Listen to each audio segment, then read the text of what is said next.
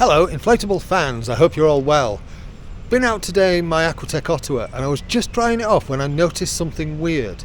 Can you see all those little bumps and so on? Let me see if I can get it there. That's a better angle. All these little bumps. I'm wondering if that is bits of grit and stuff that have got trapped in there somehow. So I'm going to let the floor chamber down and see what happens. Ooh, I'll check the other side first.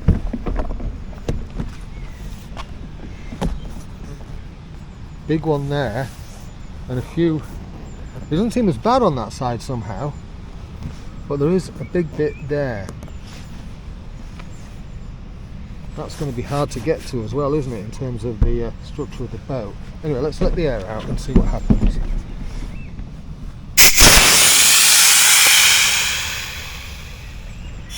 I've decided to properly deflate it to let as much air out of there as possible.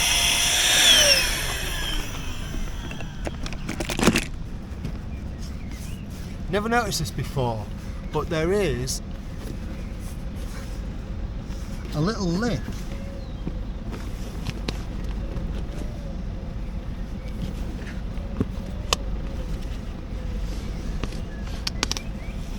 Now this side wasn't the really bad one, there was only one big bit in here.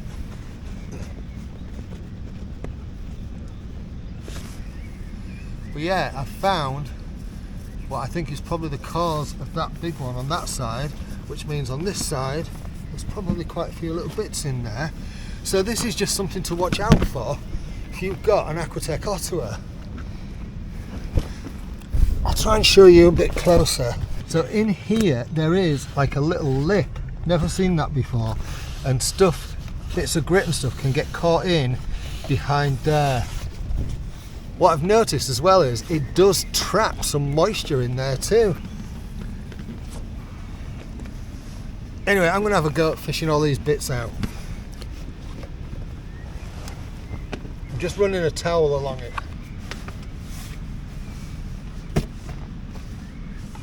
I think I've got them out. I won't know until I inflate it next time. Anyway, if you've got an Aquatec Ottawa, possibly even a Sandbanks Optimal, it might be just worth something to check. Yeah, alright, thanks for watching. If it's useful to you, let me know. Cheerio, take care for now.